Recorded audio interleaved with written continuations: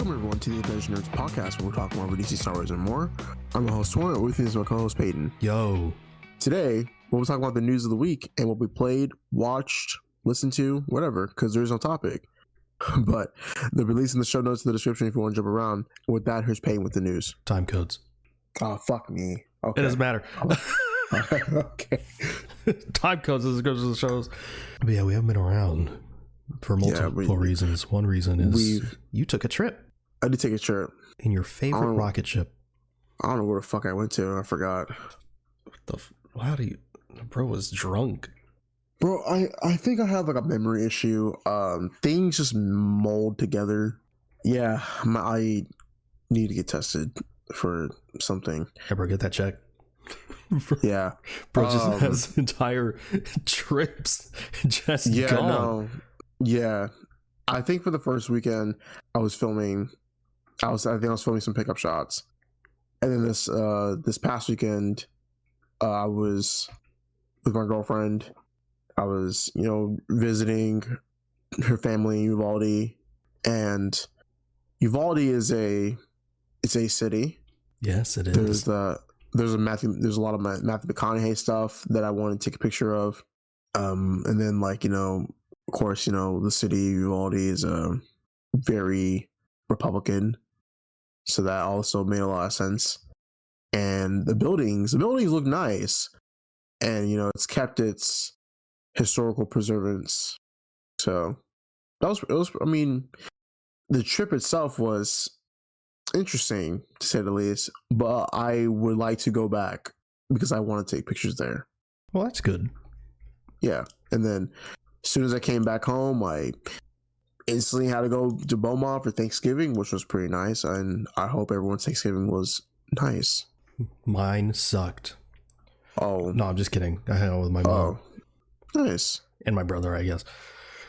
I guess it's crazy. What was your favorite thing to look forward to this Thanksgiving? In terms of food? In terms of food, well, we went to this Mediterranean place. So I didn't cook. Nah. We went out. I feel like that's like becoming the norm now. At least for my family, we'll get together for Thanksgiving, but then for Christmas, we're not cooking shit. We're going out to eat. Like, we're not doing that. Oh, see, yeah, we're the opposite. Like, it's time to go out for Thanksgiving, and we'll cook for Christmas. Yeah, like I said, I feel like it's the norm now to try to move away and to have Thanksgiving food at least once a year. There was a time where I would have it at least 3 times, 4 times a year, and it's around November because my grandpa's birthday is in November. So he'll like to have Thanksgiving food, and then we'll have Thanksgiving, and then we have leftovers, and then we have Christmas, and then it's just Thanksgiving food. Yeah, and it's disgusting. I wouldn't say disgusting, but it's like not trash. I don't like having that a lot. I don't like having Thanksgiving food a lot, and for me, it's a one-time thing. Yeah, it is a one-time thing, and for me, I'm also not a big fan of leftovers. It's because you're wasteful. Well, we're not wasteful, but we eat everything on Thanksgiving anyways. So we typically like to make our dishes smaller than what we did, because we used to have a family of at max 15 people, but now sometimes it's less than 10, but more than 5, Yeah. So that's kind of my thing. But this Christmas, I plan to go out to eat, or at least order in something, so that way we don't have to worry about that.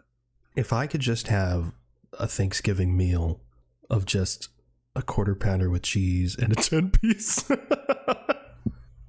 See, that's all it takes, dude. It's that simple, bro. Just around the table with your family, just with some McDonald's, bro.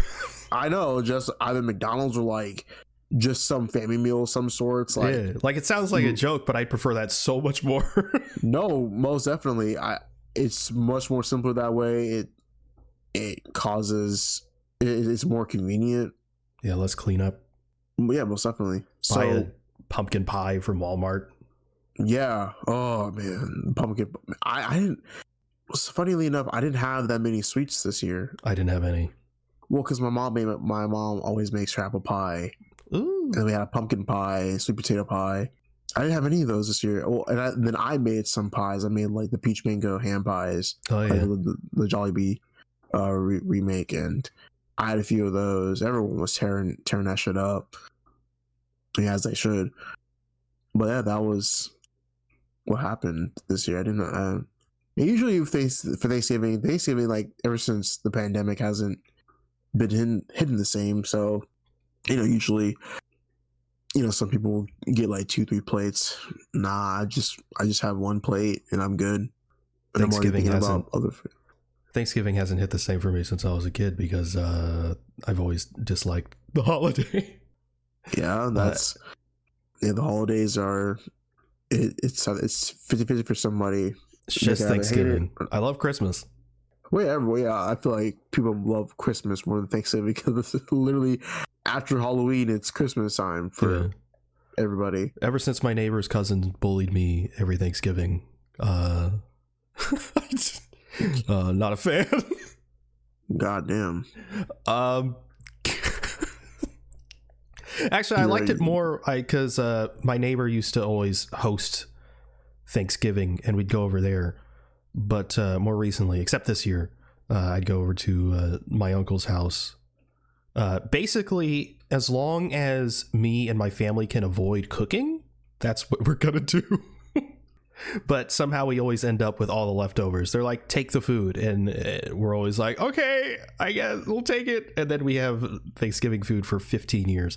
And I want to die. Like, we have a whole ham in the freezer. Or in the fridge, and I'm like, I don't want to eat ham every day, but we got to get rid of this ham. Oh yeah, and I like ham, but I don't want to eat it every day.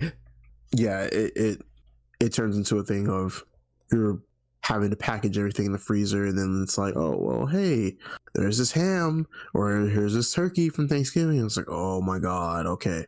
But I think the best way to reuse your leftovers is to make a soup out of it, especially with turkey. Oh yeah. So, like a turkey noodle soup or turkey chowder. It's always the best way to, because at least for me, psychologically, it's like, oh, it's in this thing of liquid and it's going to go away because soup can be very light and somehow dense at the same time. So, bro's creative. Well, yeah, because you got to get creative if you want to get rid of the fucking food or you start feeding it to the dogs, Yeah. Or wait for it to go bad and then just throw it away. Yeah, that's true. That's what we do. Yeah. Man, I hope everyone had a good Thanksgiving. Unless you don't celebrate, in which case, hope you had a good that's day. Fine. Yeah, I hope you had a good time with your family. Yeah, I'm not celebrating Thanksgiving. What are you, not American? Hey, bro. What are you, woke? Oh, it's Indigenous Peoples Day. I'll have you know that the Pilgrims got along with the natives. Jesus fucking Christ, dude. Oh my god. That's what I was taught in school. They were like, yeah, they were great friends and everyone loved each other. And the Native Americans were like, we'll just give you the land. That's what happened. That's what they taught me. Yeah, you went to a different school. We went to a Texas school. That's what they taught us, bro. I don't remember that at all. That's what they taught us in elementary school. I did have a book like that. I don't remember. I used to read it. I don't remember if back then, when we were in like elementary school, if they called them Indians or Native Americans. Back then, they definitely called them Indians for sure. Yeah, when did that switch happen? Don't know, but good thing that my brain immediately flipped to Native Americans. Yeah. Back in my day, we used to call it cowboys and Indians. It's like, okay, Grandpa, go take your meds. Should we get into the news? We most definitely should get into the news. Let's start off with some Star Wars news. Star Wars Visions has been officially renewed for season 3, releasing in 2025 on Disney+. I really like the shift they took in season 2. In season 1, it was just all anime. In season 2, they branched out to just different animation studios generally. So there was still some anime. There was like claymation, like Artemon Studios did one. And presumably they're doing the same thing in season 3. I'm not familiar with animation studios, like specifically, and like what specific works they've done. I'm just excited to see more Star Wars shorts. So this will be fun. Did you see season 2 of Visions? Yeah, you I didn't see season 1. Visions. I didn't even start Visions yet. Crazy. You haven't even started Smiling Friends yet. Yeah, you think the like the fucking project that has, you know, the most anime? Yeah, the most anime-esque in animation I'd be hooked onto, but no, I haven't even watched it yet. Insane. Moving on to some DC news. So Alan Tudyk confirms that he is playing Clayface in the DCU, which means he will be playing multiple roles. It's I don't know what this entails, because James Gunn has gone on record to say that if you're playing a character in animation, generally speaking, depending on how large the role is, then that'll be the person you'll play in live action. So will we see an Alan Tudyk Clayface in live action? And it's like full on Clayface too. Yeah, I definitely saw people that are like, they're getting like super upset because, you know, not people on the internet they don't read sometimes. And so like someone was like, man, like this is like so unfair. Why are people playing multiple roles? You said that people couldn't play multiple roles. And then James was like, no, this is what I said. And of course, you know, he said it depends on the size of the role. So Alan Tudyk is playing Clayface, which to me is pretty major, but also one of the main characters of Creature Commandos, Dr. Phosphorus. Now, Dr. Phosphorus is a dude with a flaming skull, so that would be CGI in live action. So, and obviously Clayface would be CGI, but he can be in human form. So I can see how this can work itself out, you know? Yeah, most definitely. But according to Deadline, Daniel Craig is in talks to star as Sergeant Rock in a Sergeant Rock film for DC Studios. Forgive my pronunciation. Luca Guadagnino? The guy who directed Challengers is, you know, in talks to direct the film, which also makes sense because he's worked with Daniel Craig before. And he actually, I think he also directed Call Me By Your Name, right? The guy who directed Challengers? Maybe. I know that he also did direct Bones and All with Timothée Chalamet. But there's a new movie coming out this year, or maybe it's already out, I'm not sure, called Queer, starring Daniel Craig. And so maybe James Gunn met with him and he was like, I just worked with Daniel Craig on this movie. He could totally play Sergeant Rock. I could get him in on this. If you know who Sergeant Rock is, he's the World War II guy. And then it's crazy, you know, James Gunn even getting Luca on that project, because Luca, his work is very diverse. Yeah, so he picks very specific movies. So for him to do anything in like franchise related at all is kind of crazy.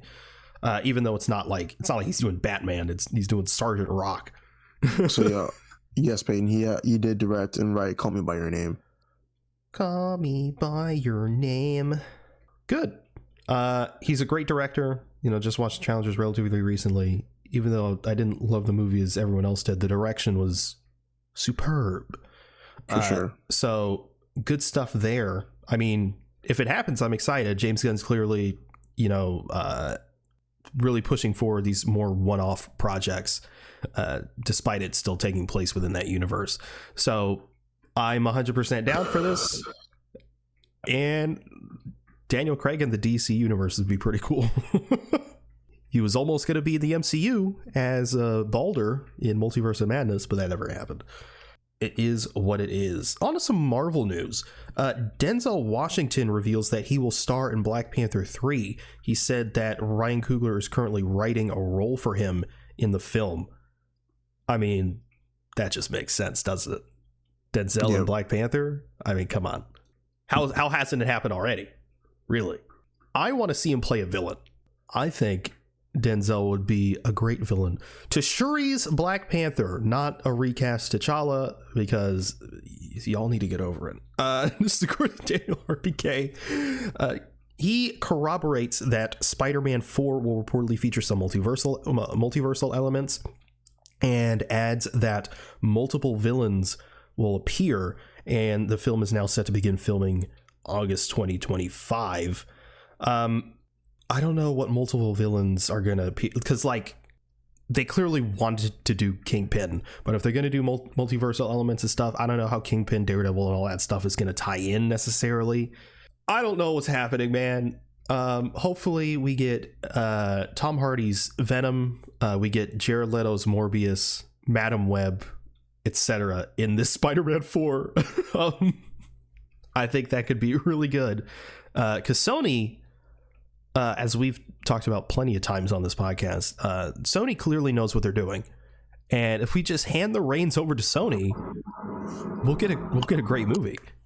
And so I think all in all, multiversal elements, multiple villains sounds like a recipe for greatness, if you ask me. Also, according to Daniel RPK, he says that Hugh Jackman will continue to play Wolverine after Secret Wars. No, thank you. So I don't. Him being in Secret Wars and maybe Doomsday makes sense. Him continuing to play Wolverine after Secret Wars, I'm not a huge fan of, unless they do.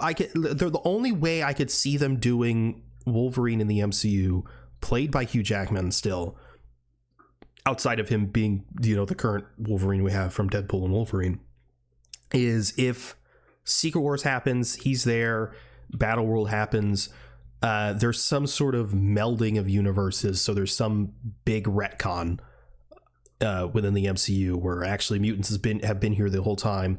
That way we can get a Wolverine or a Magneto and stuff where they've been around for a long time, and they just make it so Wolverine is already old, he eventually dies, and then the main Wolverine is X-23. That's the only route I could see them going, where Hugh Jackman continues to be the main Wolverine. However, I don't want that. I do want someone else to play the role at some point, because I love Hugh Jackman and he's a phenomenal Wolverine. Well, let's give someone else a chance. I want a different Wolverine. Like, we got a taste of Cavalry. I wouldn't hate that, although I do think he's too old for what they're going for. It would still be sick. Ooh, Cavalry in Secret Wars. Well, now I want that. Anyway, I just, they made the joke till he's 90, and the joke just seems to be accurate, and I don't want to see an 80-year-old Wolverine unless they're doing a fully faithful adaptation of Old Man Logan. Then I'm 100% in. But then, are you just retreading Logan? I don't know. I mean, not really. It's not that similar, other than it's sort of in a wasteland. But yeah, I don't know. I guess we'll see. Anyway, that is the news of the week, which means it's time to move on to our topic, which is literally whatever. Basically just what we watched as a topic because we can. But yeah, I mean, am I going first? Yeah, go ahead. I'm not going first. Fuck that. You're not going first? You watched more shit than I did. You don't know that. I can look at your letterbox right now. Oh, shit. I know you watched more shit than I did. Good for you. Well, I watched Twisters, finally. It's average. Glenn Powell fucking carried, bro. The human capybara carried, I fucking love Glenn Powell. Pretty cool guy. He's the male version of Sabrina Carpenter. I did see that, and that shit's fucking crazy. Oh my goodness. But yeah, the movie was very average. The beginning was pretty fucking crazy. I wanted to see it in the theater with the 4DX seats, man. I wanted to blast off or some shit. Be like you're in the car with them. Yeah, but yeah, no, the movie is, like I said, I said it for the third time. It's pretty average. It is definitely formulaic for sure. When watching this, I was like, people are raving over Daisy Edgar Jones. And to be honest, I'm not a fan of her character. I'm really not. I feel like she's definitely teetering one-dimensional, two-dimensional, like this gray area of that. And I heard Anthony Ramos was unlikable in it. I mean, I wouldn't say he's unlikable, but yeah, I wouldn't say he's unlikable. I wouldn't use that word for his character, but I can definitely understand where people are coming from, because you know how some of those like characters are. It's like, oh yeah, they're trying to be like the love interest, but obviously there's more chemistry going on with the the other co-star. And so like his character, he works for like a company, and he brings Daisy Edgar Jones's character on to this project because she knows about hurricanes, she studied them and knows trajectory, and she knows her stuff. But there's this dynamic of throughout the movie, the hurricanes are just tearing through the town, and people are getting hurt, people are getting killed, and there's damage everywhere. And like, of course there's this conflict between them, because Daisy Edgar Jones's character is like, yeah, I want to help people, and Anthony Ramos' character is like, yeah, like I want to help people too, like, but I'm part of the company. And then in one of the later scenes, he basically shits on her character by saying, yeah, you didn't do anything, like, because our friends died, but or whatever. And they have this rift between the friendship. But then like 5 minutes later, he says, there was a time where I would do anything for you. And I'm like, oh my fucking God, shut the fuck up, bro. It's fucking crazy. And then I know at the end of the movie, it's kind of like, oh yeah, we have to work together, and we're all cool. And then he obviously knows that he can't be with her. So then I don't know, he just kind of just goes back into like a corner, wherever. But like I said, Hoosiers was all right. Glenn Powell carried, as he should. Bill Paxton's son is in this. Yes. And David Cornsweet's in this. And obviously he's an antagonistic figure, like a little bit. He has like 2 seconds of screen time. I was really upset that he didn't fly away, at some point. Foreshadowing. Yeah. Did you see that video on the set where he got the role of Superman? Yeah, I was just thinking about that. That was really, really cool. But next I watched the Batman Beyond Year One short film. Again, this is really, really cool. I've been following the director's name is Michael Hugh, and his company is called Loomis Entertainment. I've been following them for 2 years whenever they're first in pre-production for the project, and I've been seeing all I saw their sun work, the pre-visual sun work, the pre-visual for the costumes and everything. And then until recently, I was like, oh wow, they got Ryan Potter. It's a really big name to get. And as far as a short film goes, it's a short film. There's not much you can really do with the runtime they were given, but it's 14 minutes, and overall everything about the short film is stunning. The lighting is very, very well done. Obviously, it's in the feature is like $20.99 or whatever. I forgot the actual year. I think it's like 2092 or something. But overall, everything is abstract. The visual effects look amazing. The choreography and the fights, it's really, really well done. I'm really, really enjoying everything. And even though it's not credited, very smart, by the way, I'm about to stutter. What's his name again? Figure it out. Sonic the Hedgehog. It's not Sonic the Hedgehog, bro. Why do you... He's not Sonic. Yes, I don't know why you're saying that. It's not Sonic. He's Shadow. Yes, they got Roger Craig Smith, but obviously they can't say anything because he's a union worker. But I love how, like, in the credits, it's like Bruce Wayne has like 3 question marks. Riddler reference? No, I'm kidding. But than that, I liked that short film a lot. That's something that I want to do with a short film one day. And the last thing I watched recently was Red One, and that was a pile of dog shit, low key.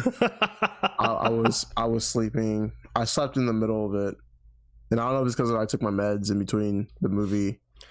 I mean, if you missed the middle of it, I mean, can you really give it a fair rating?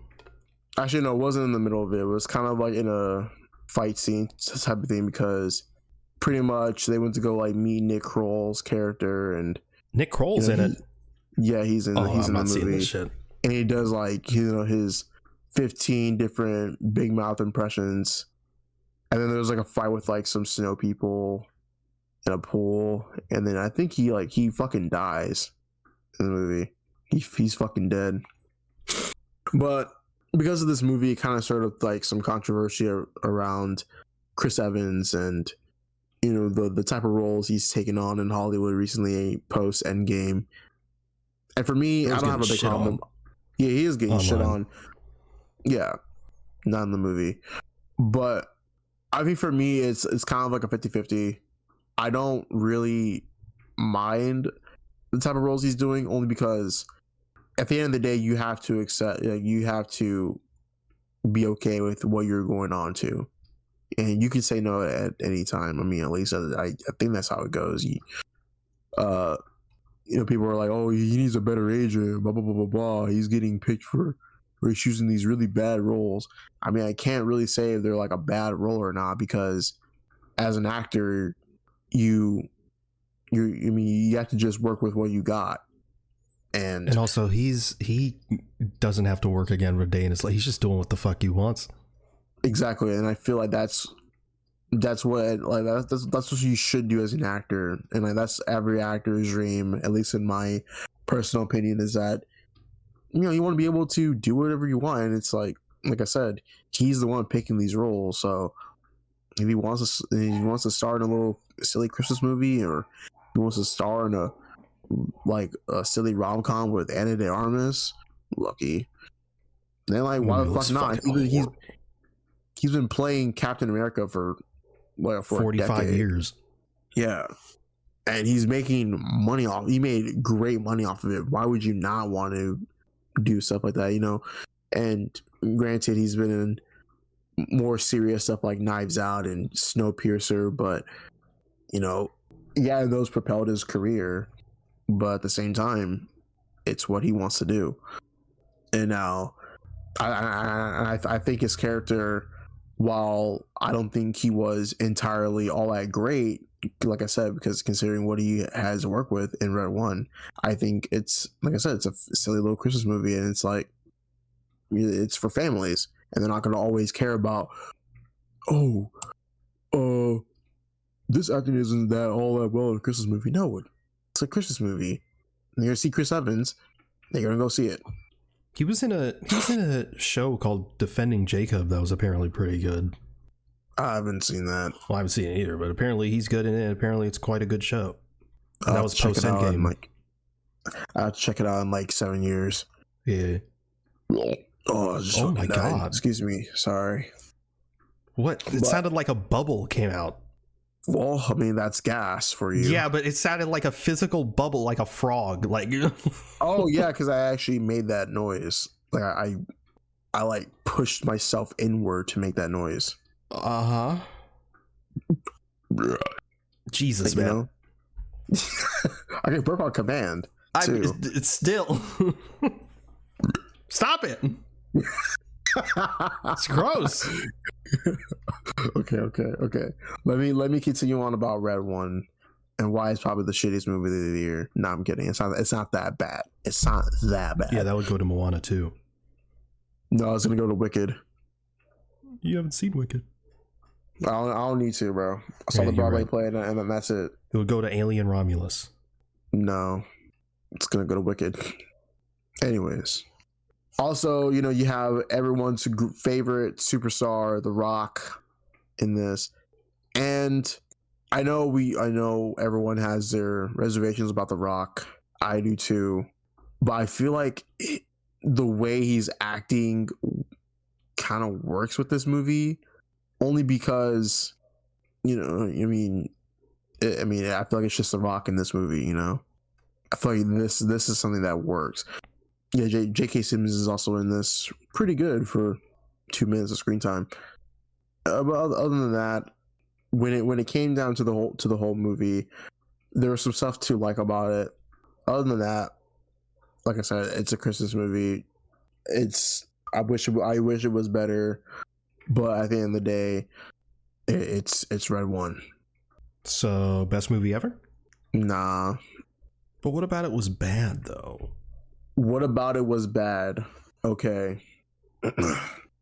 What about it was bad? Let's see.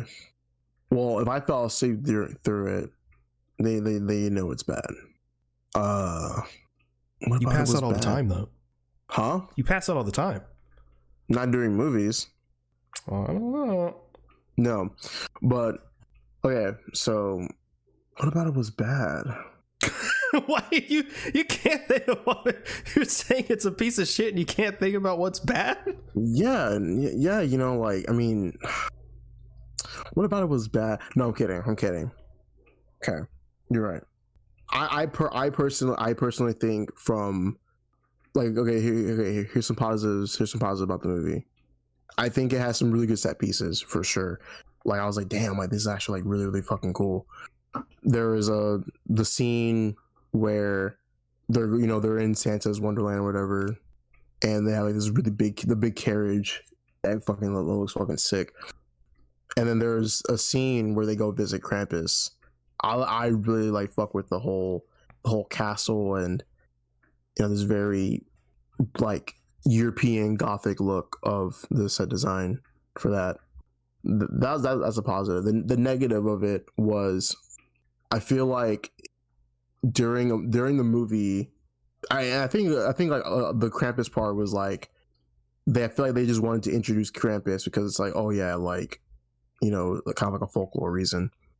I feel like they go to visit Krampus, and then part of it doesn't really mean anything, because the reason why they're going to visit Krampus was because, yeah, like, Santa Claus was taken, and it's like, oh yeah, we're going to go visit Krampus to try to get more information of the witch, because the witch is like, he was affiliated with a witch, and then it's like, oh, she ain't here. I haven't talked to her in like years or whatever. And so I personally was like, okay, well then, like, what the fuck is even the point? Also with Chris Evans' character, of course he's a person that, like, he's one of those people that he like runs on by logic, right? Not the rapper. Jesus. But in the beginning of the movie, it starts off with like, oh yeah, like, he's telling his cousins, oh yeah, like, Santa isn't real, but I wanted them to go into why he thinks that he thought that Santa isn't real, or why he runs the way he does. Because obviously throughout the whole movie, he's like this deadbeat dad who just does stuff for money. He's a hacker. He does stuff for money, but it never really specifically goes why to his thought process and his way of thinking. And I wanted them to explore more beyond that. I also wanted to touch in with The Rock a little bit more, and why I think his performance doesn't bother me this much in this movie. When it comes for The Rock, everyone's like, yeah, he plays the same role. He plays this nonchalant dude who just punches people, blah blah blah. Like I said, I think that works because he's playing this like Santa's bodyguard, and the whole point of this movie for The Rock's character is that he wants to retire from being like a bodyguard from Santa, because everywhere he looks, everyone's just like, everyone's not happy with Christmas, or it's like every time Christmas is around, people are they don't experience the Christmas joy anymore. They're always angry. They're always doing something that diminishes the Christmas spirit, and that's why he wants to leave. But then he gets caught with the whole Santa is missing, and then he ends up developing this serious tone, or his tone is, it's going, how do I explain it? it's more in tune with his nonchalantness. Also, one negative is the comedy. I feel like it wasn't done very well. I didn't really laugh or anything. And also the pacing of the movie, it runs on for way too long. I feel like this movie could have been at least an hour and 45 minutes, but it's like a 2-hour movie. Well, you got to juice that shit, bro. They spent $300 million. Yeah, because the fucking Rock was late to every set, and he was pissing in bottles and shit. I was trying to look for a piss bottle on one of the sets, bro. You should start doing that on your sets, and you'll become the Rock. No, I wouldn't piss in a bottle. I mean, I've pissed in the woods before. You piss in bottles in your house. You can't. I don't. Yeah, proof of that. You know, you probably sent me a photo at some point. Yes, so bro, maybe. I have never done that before. That's cap, and you know it. What do you mean? I've never sent you a photo of a piss bottle. That's fucking crazy, bro. It's not why you gotta. Why do you lie? This isn't even a case. Look, my family is always like, "Why are you always gaslighting Tauren?" This isn't gaslighting. You pissed in bottles. What are you doing?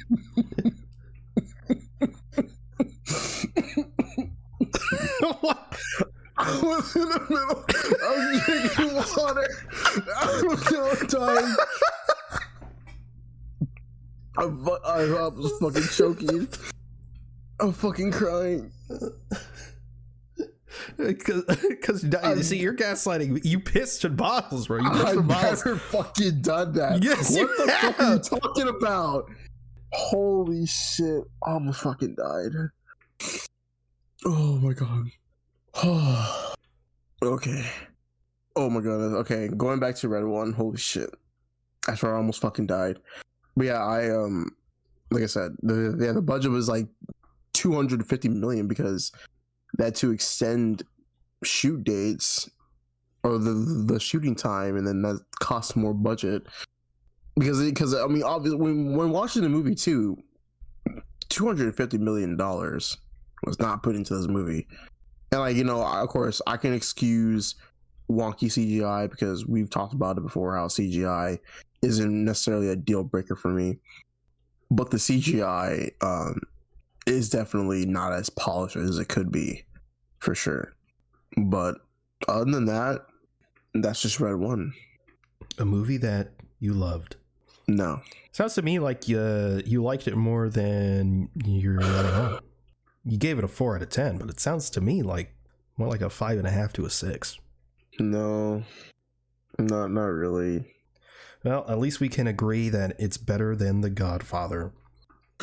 I'm not saying all that. And that's all you watched. Bro, that is all I watched. And then slacky.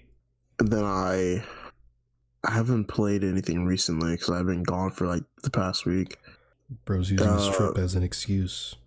Well, I didn't bring my Xbox, so. Bro's using his trip as an excuse. No. Were you pissing bottles on that trip? No. I've never done that before. That's cap. Definitely not. You constantly pissed at. You'd always be like, "Hey, bro, guess what I'm doing right now? Pissing in a bottle." And I'd be like, "Why are you doing this?" I mean, that's like a joke. It was definitely not a joke. You were 100% pissing in bottles. What the fuck are you talking about? You were pissing in bottles. Fuck, you know, dude. I was trying to say fucking not true, dude. I don't know where the fuck you got that from. Got it from insane. You. Got it from me.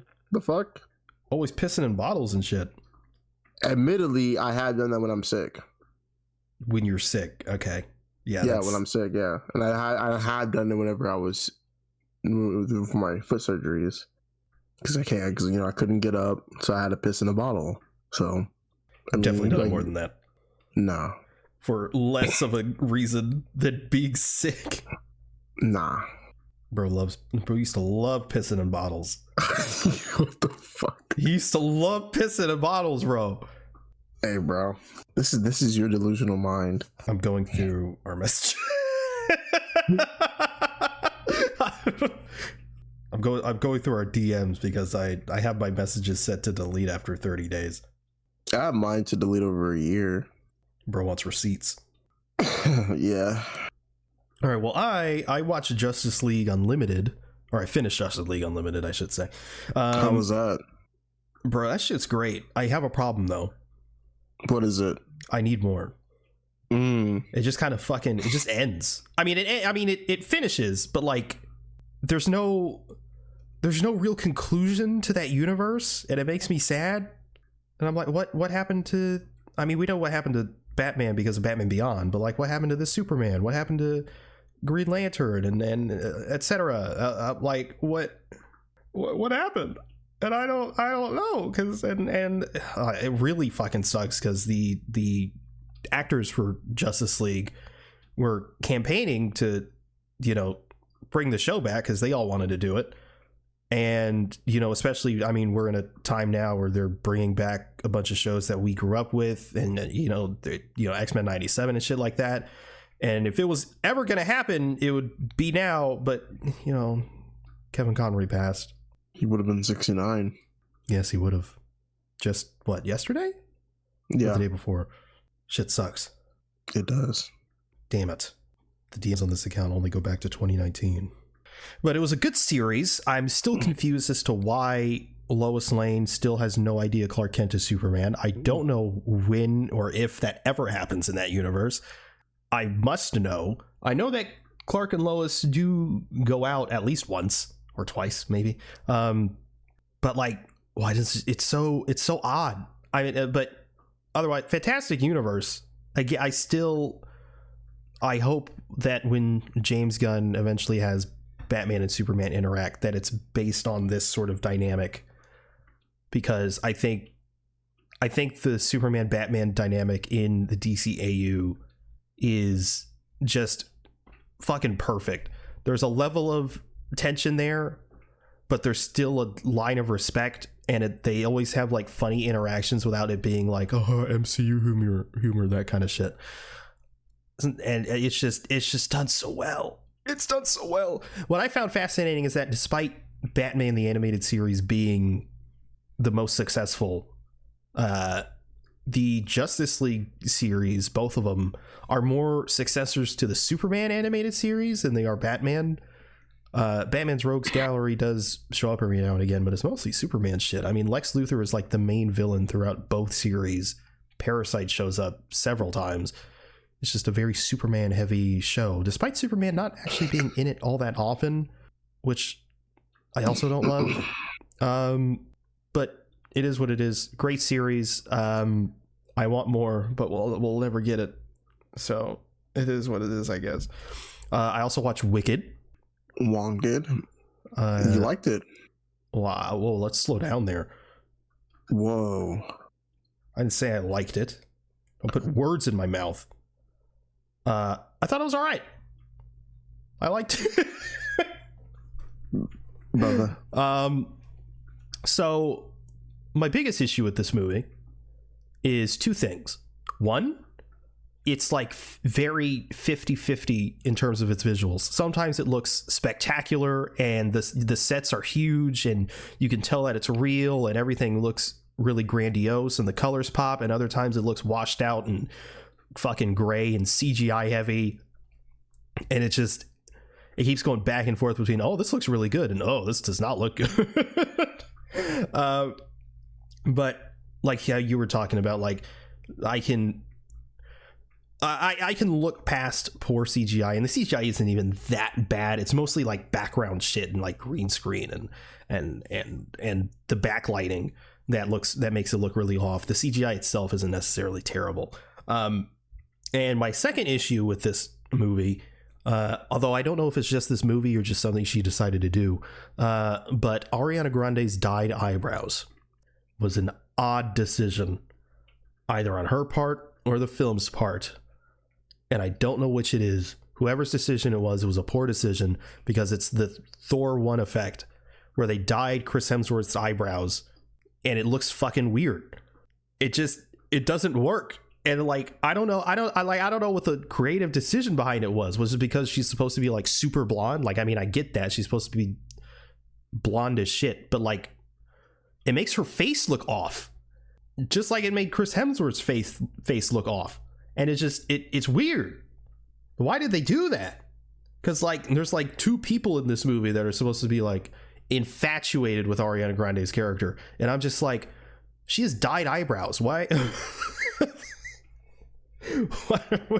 Why are we sipping after this chick? But I thought it was really solid. As I've been relatively vocal on this podcast that I don't like musicals, except La La Land for some reason. And I'm same with you. Like when it comes to animated stuff, that's generally, it doesn't necessarily count because it's animated. Something about it works better in animation. But the musical aspects in Wicked, it was all right. I know it's a super popular Broadway musical, and the songs are already extremely popular in that regard. I thought they were all right. Like in La La Land, I was like, ah, shit. Hey, yo, these songs are kind of hitting. These ones are like, these are musical songs. I'm like, I get it. And comparing it to Joker 2, I mean, Joker 2 was way better than this. Not really, it wasn't. Honestly, I was going to say it's on par. Wicked might be a little bit better than Joker 2. But regardless, I am someone who doesn't know the plot of the musical, like at all.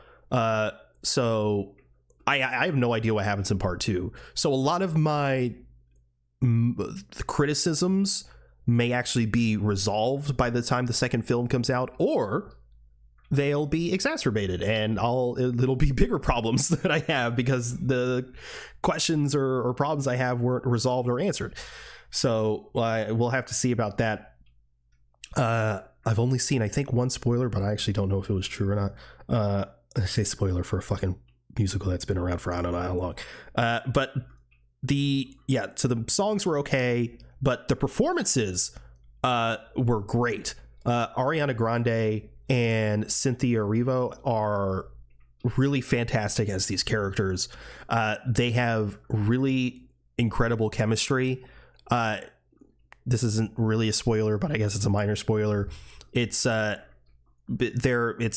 enemies to best friends because like Glinda's this really preppy, know-it-all schoolgirl, and Elphaba, or the Wicked Witch, is sort of deemed as the outsider because she's fucking green and shit. And they're enemies, and then they become best friends.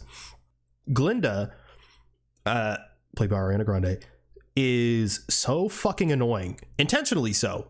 That's the goal. I imagine anyone who fucking knows the musical Wicked is like, yeah, no shit. But Glinda is intentionally extremely annoying and extremely frustrating. At times it's endearing, but for the most part it's frustrating. But again, it's done intentionally. But someone in particular who I loved is Jeff Goldblum as the Wizard. It's just Jeff Goldblum. He's literally just Jeff Goldblum. And it's both hilarious and really fun because it's Jeff Goldblum, and I love him. I talked about it on here. I watched Oz the Great and Powerful, directed by Sam Raimi. Oz was played by James Franco. I will have to say James Franco's Oz, I think, was more accurate because both the Wizard and James Franco are both creeps. Therefore, he is the more accurate version. But Jeff Goldblum was super fun. There's literally a moment in this movie with Jeff Goldblum that feels like the circumstances of the situation he's in and what he says is like straight from Thor Ragnarok. I was like, wait a minute. I don't know if that's specific lines in the musical, but that's straight up Thor Ragnarok. I won't say what it is, but I thought that was fun. Also, there is, again, this all hinges on part 2, but I assume in part 2 there is going to be a big twist.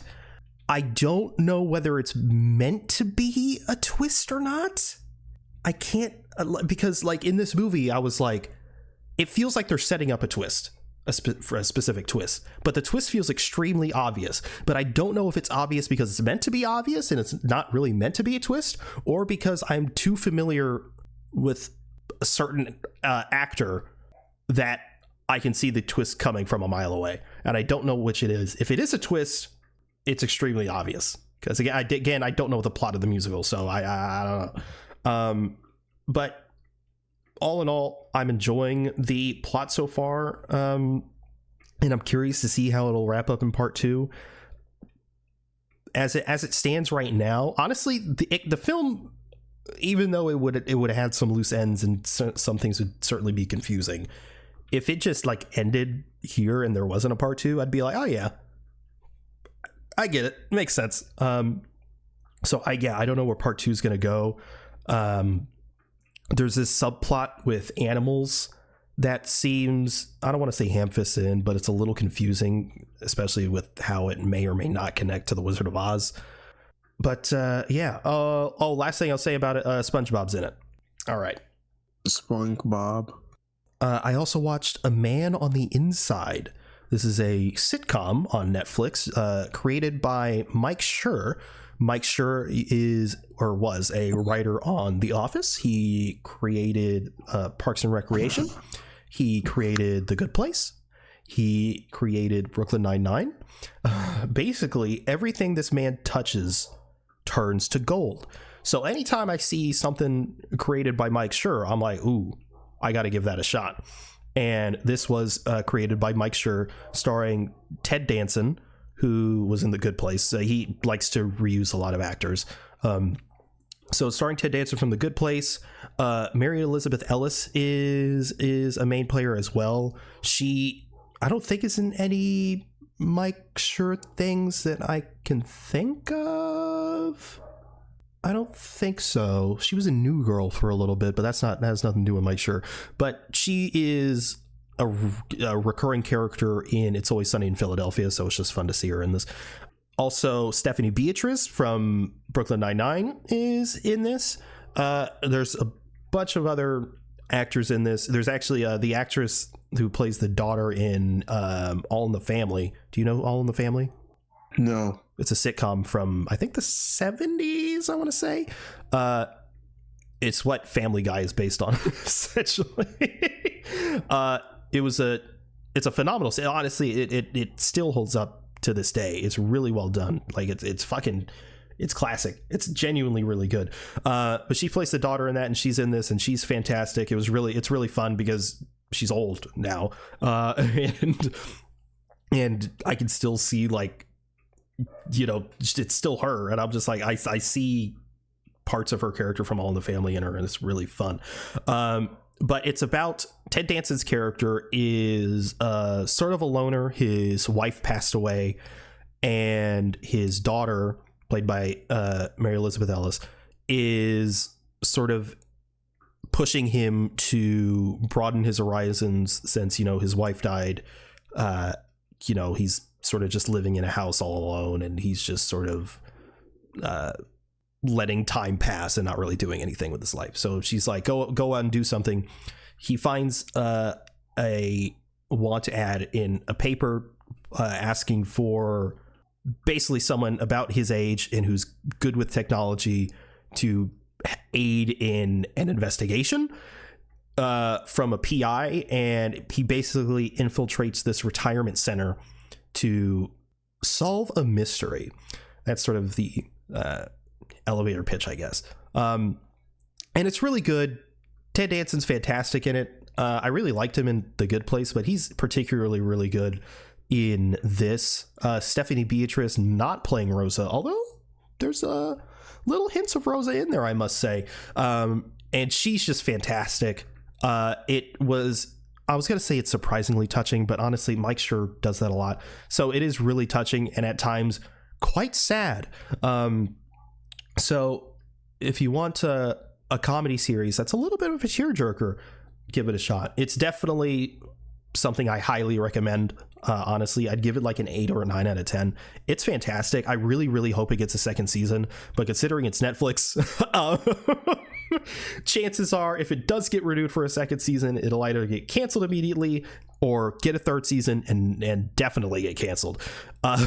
So it's also a short series. It's only 8 episodes, which that's TV nowadays, unfortunately. But it didn't feel rushed at all. It felt really well paced, despite it only being 8 episodes. It's just really, really great. Damn, I'm blanking on his name. The guy from Civil War, Captain America: Civil War, of course. No, this year's Civil War, not the real Civil War. That doesn't exist. Stephen Kinley Henderson is in this, and he's just delightful in this show. Like, he's delightful in everything. But in this show in particular, I'm like, oh, every time I see him, I'm like, oh, it's him. He's just so great in this. But yeah, I don't want to say anything else because I don't want to spoil anything, because at its core, it's a mystery series. But yeah, I would highly recommend it. And again, it's on Netflix right now. Go watch it, or don't. I'm not your boss. I also watched Eddie the Eagle. Are you familiar? No. So Eddie the Eagle is a movie that came out in, I want to say 2015 or 2016. 2015, directed by Dexter Fletcher.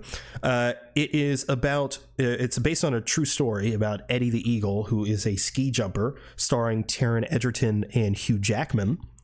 Not too much to say about it. It's just a really delightful film. Again, based on a true story. If you just want like a feel-good movie, this is definitely something to watch. I believe it was on Max, I want to say. So I definitely recommend it. Again, performances are fantastic. Taron Egerton's such an underrated actor. He has really good range. I mean, oh God. He plays a heartthrob spy in Kingsman. He plays this dude who's a little bit off kilter in Eddie the Eagle. He plays this like buff prison dude in that show he's in on, I think it's Apple TV. I don't remember. He plays a fucking singing gorilla. Elton John. I mean, dude's a good actor. So yeah, Eddie the Eagle is fantastic. Hugh Jackman he's essentially playing Wolverine. I'm just gonna be honest. He's playing Wolverine. Well, he's not playing Wolverine. He's playing Logan. But he's like, this kid comes in and he's like, teach me, and he's like, no. He's American. And he's like, get away from me, kid. He's playing Logan. But he's good. It's Hugh Jackman. He's good at what he does. And it's just, yeah, it's just a really good, heartfelt movie. So not much to say there. I also watched Jay and Silent Bob Reboot, the 2019 film from Kevin James Smith. I don't know what his middle name is. It's fun. That's what it it's fun. I thought the movie took a little while to actually find its feet. But it's like halfway through the movie, it's like, oh, okay, it figured out what it wants to be, and it's leaning in.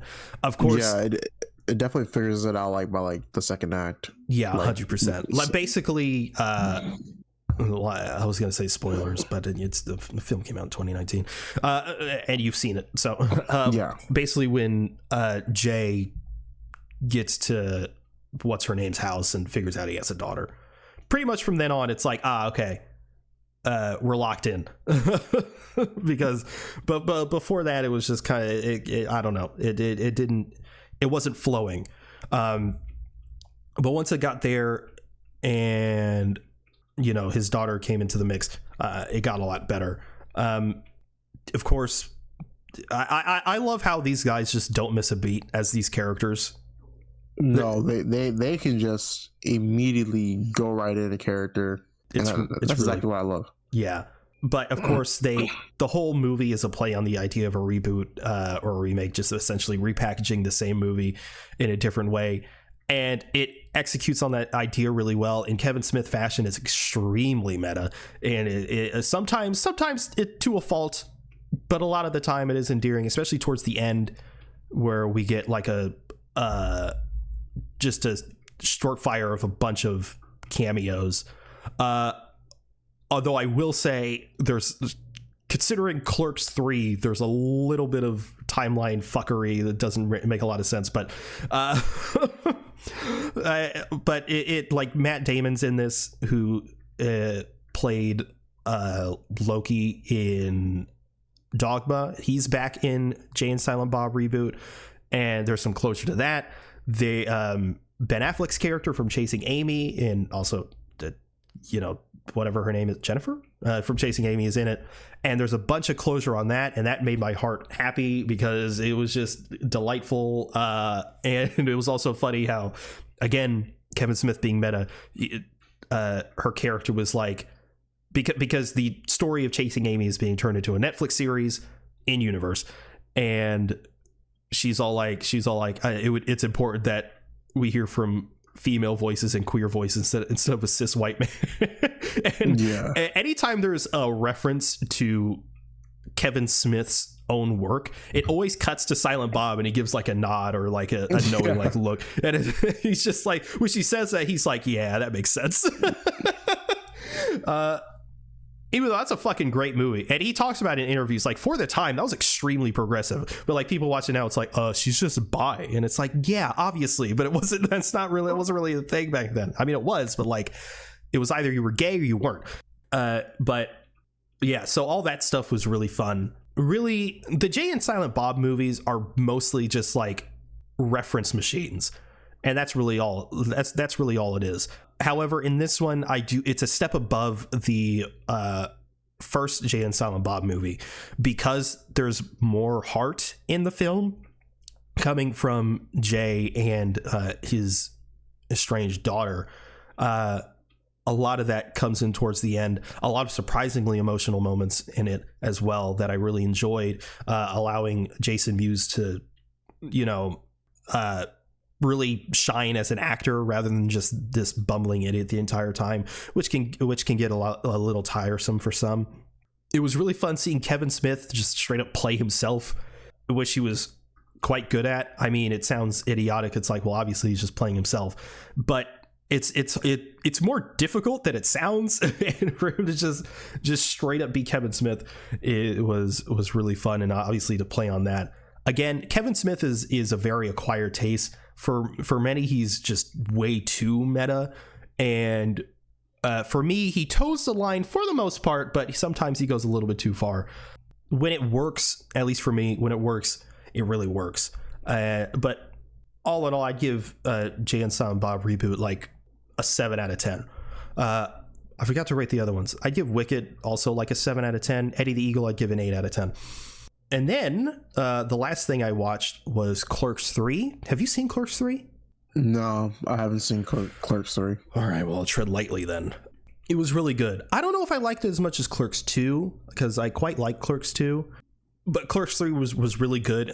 Kevin Smith is always in his bag when it's something either Clerks related or non-Askew universe related, kinda. Because like Dogma is really good, which is in the universe, but it's less focused on Jay and Silent Bob and the gang. And obviously Chasing Amy is also in that universe, but again, it's its own story. Whereas Jay and Silent Bob is so focused on the whole meta aspect of it all. And Clerks is also meta, but it's still in its own thing, relatively. So he's always in a bit of a groove when he's writing for this universe with these specific characters in the Clerks trilogy. So basically, okay, how do I do this without spoiling it? The essential crux of the film is Randall. Do you remember the characters' names? Sorry, I have my mic on me. Yes, I remember the characters' names. Okay, so Randall, the tall one, has a heart attack, and he is like, well, shit. Because obviously throughout these movies, he just fucks off basically the entire time. Whereas the Dante is essentially the de facto main character of these films, and there's sort of been about him. This is more of Randall's film, but obviously Dante still has a big hand in it. And he's it's the crux of the movie, but it's also basically Randall makes Clerks. He makes the first movie. That's what Clerks 3 is. It's obviously deeper than that, and there's more to it than that, but that's That's the movie. It's again extremely meta, but I think done in a more heartfelt and tasteful way. Again, there's obviously still a bunch of meta stuff. Kevin Smith being, you know, Silent Bob, you know, in his involvement in the making of Clerks within Clerks 3. But yeah, it's done with because when it was like, okay, they're just gonna make Clerks, I was like, I don't know, is this too much? But they actually managed to balance it in a way where it still feels meta in a funny way, while also being quite heartfelt and genuine, and also incorporating elements of stuff that I've recognized Kevin Smith talking about in the real life making of that first movie, and bringing it into Clerks 3 in what feels very natural to me. So it was really well done, in my opinion. It's on Peacock. It's just really solid, man. At some point I have to fucking rank these movies. Chasing Amy is definitely number one. Then I'd probably do Dogma. Yeah, I know you fuck with Dogma a lot. Dogma was fucking great, bro. I haven't seen Dogma yet. Yeah, you gotta watch that shit. But yeah, it'd probably be Chasing Amy, then Dogma, then maybe Clerks 2, then Clerks 3. I still haven't fucking seen Mallrats. And then Jay and Silent Bob reboot, and then maybe Clerks, then Jay and Silent Bob Strikes Back. Jay and Silent Bob Strikes Back is probably gonna be like top 3 for me, because I watched the movie Nostalgia so much when I was younger, and that shit's amazing. And I will never watch Tusk. You will never watch Tusk? Nah, it's more comedic than it is horror. I still want to watch it. Yeah, you fucking suck. True. I want to watch the 4:30 movie, but that's not on anything as of right now. I bet I can get it. Oh, well, I want to watch it legally, unless it's Dogma, in which case I literally have no other way to watch it legally. I never said anything about illegally. So. Oh, okay, fair enough. But that's all I watched. I think I paid for it on YouTube. Don't pay for it on YouTube. I gotta support Kevin Smith, bro. Trust. You can support Kevin Smith by giving him a kiss on the cheek. I would love to do that. I fucking love Kevin Smith, man. It's like he doesn't make like brilliant movies, but like he's just a good dude.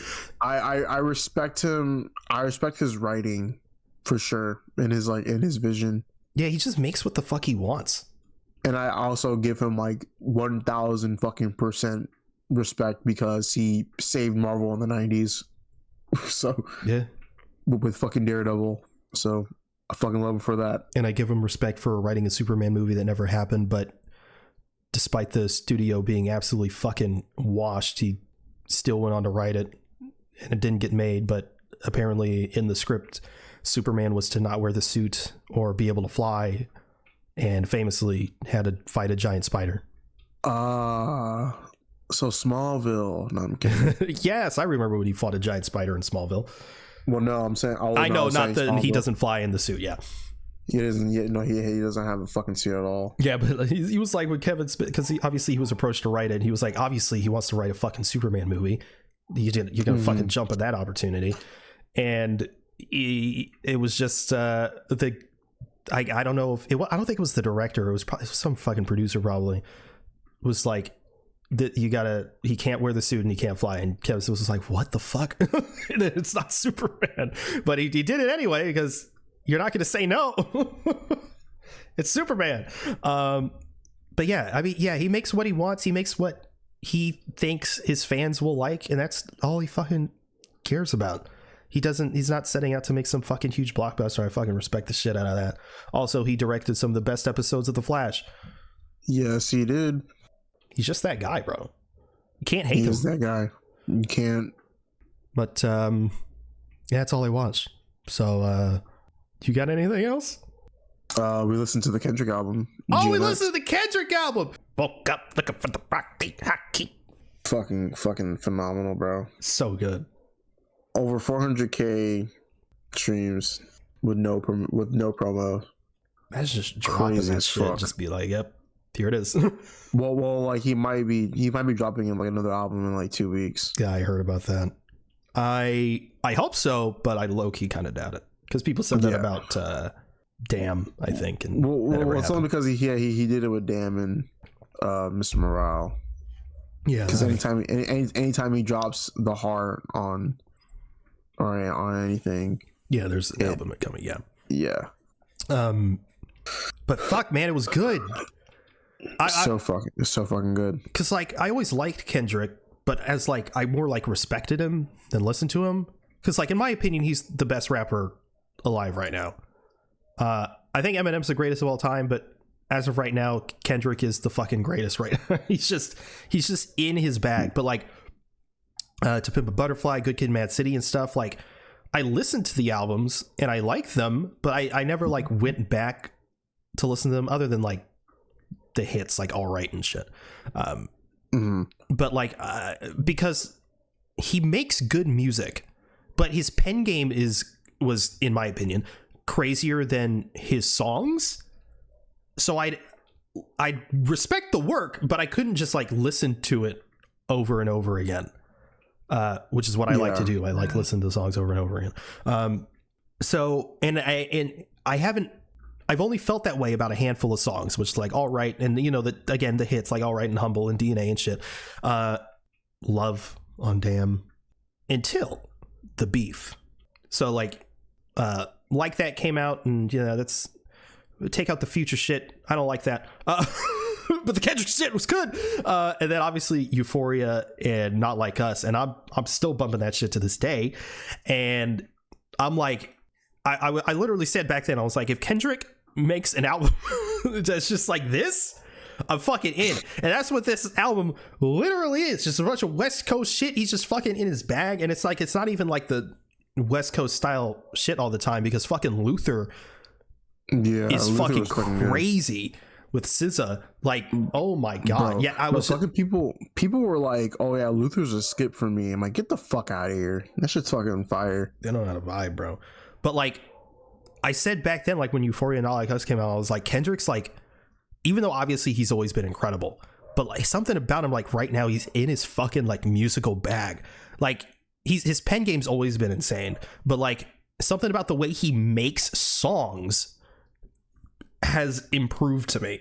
I don't know if something just like clicked for me or for him, because again, it's not like his songs before were bad by any means. His songs before were incredible, but the replay value now is like leagues ahead. I don't know what it is, but fucking great album, man. There's fucking Reincarnated where he's flowing like Pac and shit, and he's talking about like different artists. Yeah, so he's pretty much like talking about like different artists and how like, you know, he like basically he likes having like a conflict within himself, and how he sees like how, you know, people are different versions of himself and people like that. Like that, the introspective shit is fucking like awesome as fuck. And then you have like Squabble Up and fucking the TV Off is fucking crazy. Mustard. Fucking crazy. And then like also Hey Now is fucking good. Shit's fucking devious as shit. And well, there's another one. Gloria, which I think that's the right song, is like he's talking about, it's not like it, I always hate it when like someone makes a song, any rapper makes a song with a certain concept and it's really cool, but people are like, oh well, so and so actually did that before, and it's like, so fucking what? It's still impressive. But like the song is sounds like it's talking about a woman, but he's talking about his pen. Yeah, it's fucking crazy. The fucking double, and it's funny because in the first song he's talking about like fucking double entendre. I want y'all to hear this shit, and then the whole song is a fucking double entendre. And then like the fucking whacked out murals is fucking cool with the little shot at Lil Wayne. Yeah, too fucking good, bro. It's fucking awesome. It's not even really a shot. It's just more like, well, it's more so like a criticism. Yeah, he's fucking crying and complaining. It's like, damn, bro, like, can you be happy for me? Shit. Yeah, I know, right? They talk about like Nas is the only one that congratulated him. I'm like, well, fuck, that's sad. Someone congratulate this man. But yeah, overall the fucking album was amazing. It's amazing. Shit's on repeat for sure. and it will stay on repeat. But is that the show? That is the show. All right. Well, thank you everyone for listening to Avengers Podcast. If you want to follow us, we're at Avengenerds on Twitter. That's AVENGE Nerds. All one word. If you want to follow either one of us, you can reach me at @itzenith_ on Twitter. I'm also starting a podcast with my brother called Hyperfixed. Where can they reach you? At Tauren Guy on Instagram. All right. There's a Discord if you'd like to join the conversation. Join the conversation there. Those will be linked in the description of the show notes. Yeah. Thank you for listening to Adventure Podcast. We'll see you next week. Later. Oh yeah, we'll definitely see you next week because next week is fucking Superman and Lois. Oh yes. We're gonna be fucking talking about Superman and Lois. Most definitely. Yeah. All right. Later.